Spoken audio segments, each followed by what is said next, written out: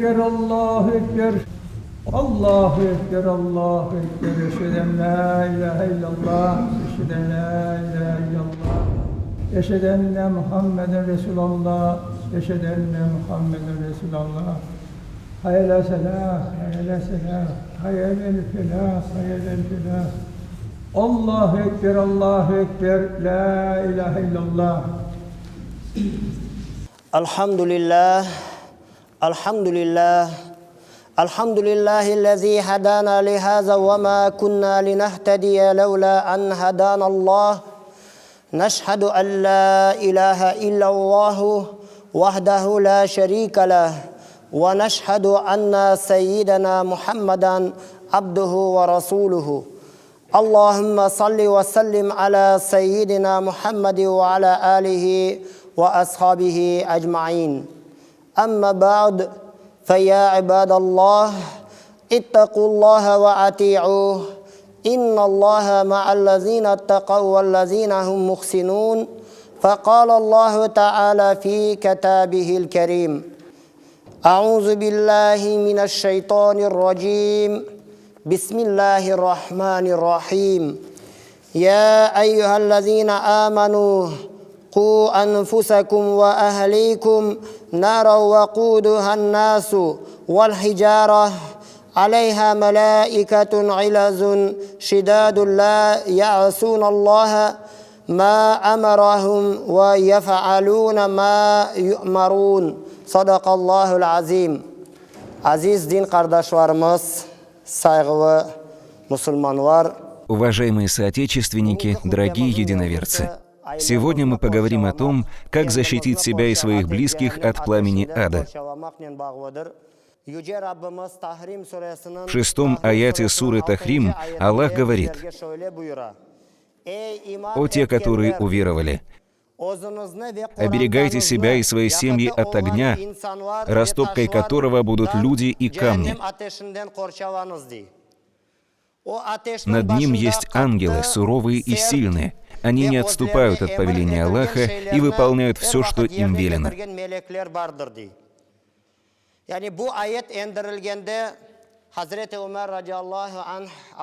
Умар, да будет доволен им Аллах, спросил у пророка, да благословит его Аллах и приветствует: «О посланник Аллаха, нам известно, как защитить себя от огня.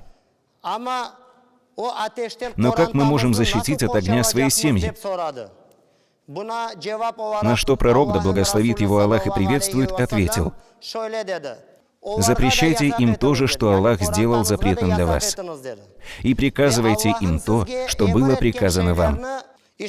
Таким образом вы сможете защитить свои семьи от огня». Большой муфассир Аль-Малы Хамди Языр так толкует этот аят: «Уберегите свои семьи от смуты, которая ведет в ад, и приучайте их к покорности по отношению к приказам Аллаха».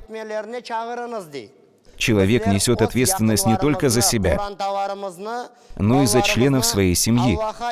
Если вы глава семьи, вы должны заботиться не только о своем намазе и не только о своем посте, но и о том, как к этому относятся члены вашей семьи.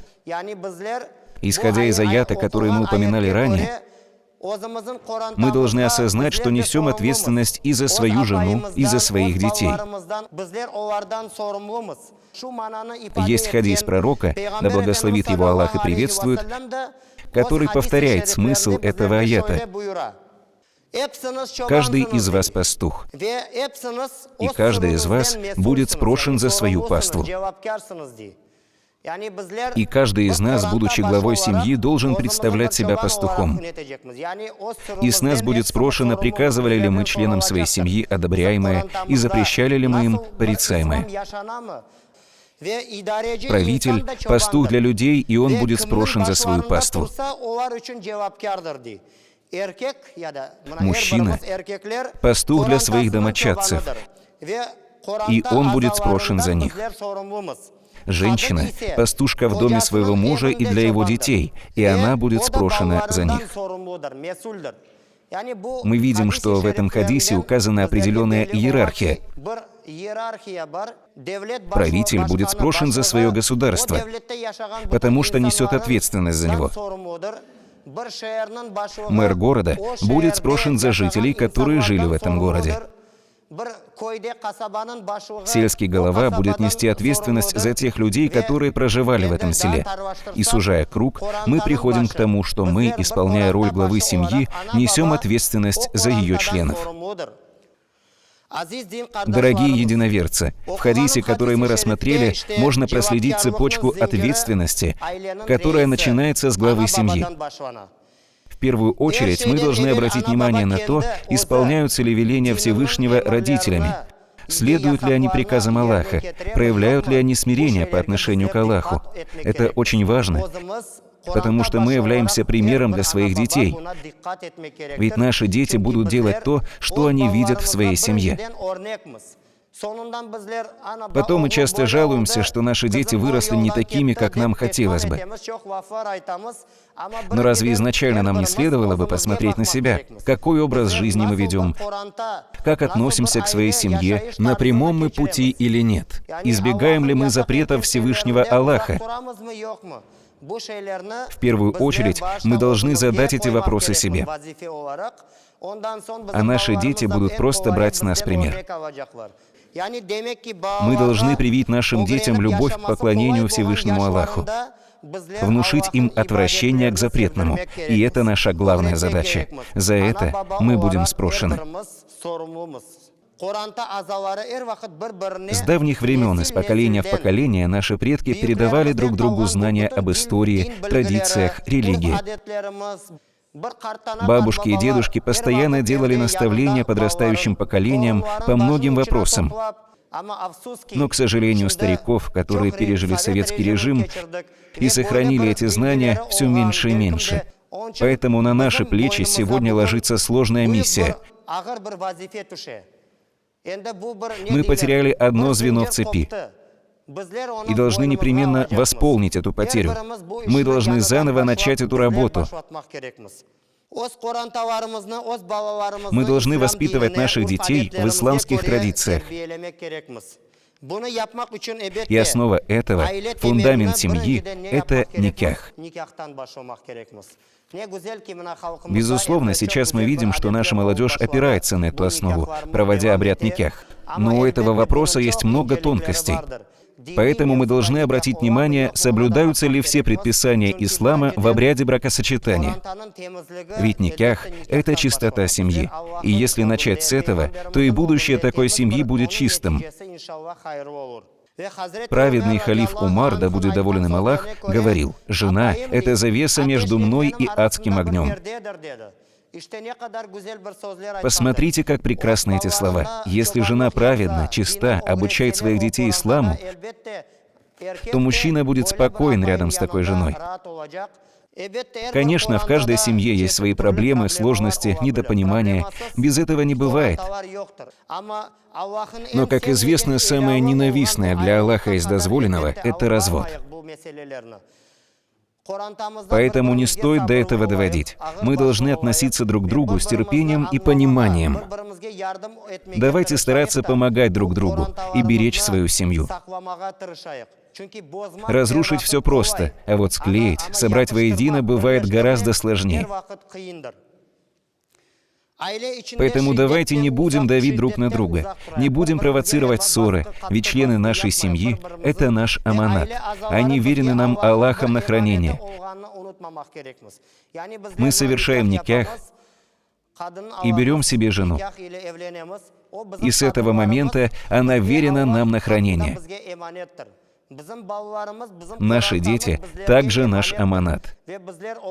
И мы несем за них ответственность. И за них мы будем спрошены. Также нам стоит обратить внимание на то, что не все, что происходит внутри нашей семьи, должно быть достоянием общественности. Есть вещи, о которых можно говорить, но есть вещи, которые не стоит обсуждать за пределами своего дома. Давайте сохраним секреты нашей семьи, ведь Аллах покрывает наши секреты, наши грехи. Какое же мы имеем право раскрывать секреты своей семьи? Не стоит также забывать, что рай человека — это его дом. Где человек еще находит успокоение? Где он отдыхает? Мы целый день работаем, суетимся, но все равно, куда мы потом возвращаемся? Домой. К своим родителям, к своей семье, к своей жене, к своим детям. Именно поэтому рай человека в этом мире — это его дом, и сделать его поистине райским местом в наших руках. Да, это непросто, но мы обязательно должны стремиться к этому. И завершить нашу хутбу мне хочется словами Всевышнего Аллаха. Ваши жены — это одеяние для вас, а вы — одеяние для них. Как же мы можем растолковать этот аят? Смотрите, ведь мы закрываем наш аурат одеждой. И мужчина — это покрывало для своей жены. Он должен скрывать ее аурат. Также и жена для мужа. Давайте будем более внимательны к этим вопросам. Есть также один важный хадис, о котором стоит упомянуть. Пророк, да благословит его Аллах и приветствует, говорит: «Лучшее, что может дать родитель своему ребенку, это хорошее воспитание». Это очень ценно. Да, мы можем дать нашим детям образование, деньги, работу, но что же самое главное? Воспитание, нравственность. Если мы оставим после себя воспитанное в исламе поколение, нравственное поколение, то это лучшее наследие, которое мы можем оставить после себя в этом мире. Пусть же Аллах дарует нам праведных жен и праведных детей. Пусть же Аллах дарует нам возможность оставить после себя праведное поколение.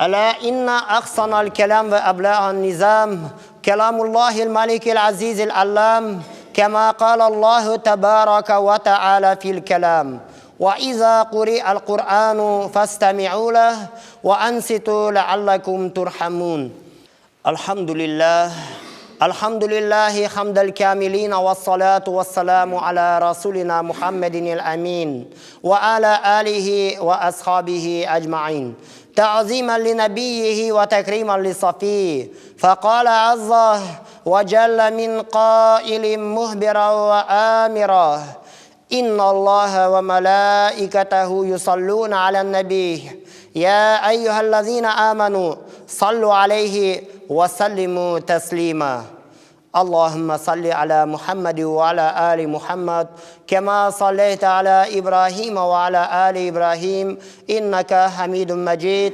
اللهم بارك على محمد وعلى آل محمد كما باركت على إبراهيم وعلى آل إبراهيم إنك حميد مجيد اللهم وارض عن الأربعة الخلفاء سيدنا أبي بكر وعمر وعثمان وعلي وذوي الصدق والوفاء وعشراء مبشرة وعلي بيت المصطفى وعن الأنصار والمهاجرين والتابعين إلى يوم الجزاء اللهم اغفر للمؤمنين والمؤمنات والمسلمين والمسلمات برحمتك يا أرحم الراحمين إن الله يأمر بالعدل والإحسان وإيتاء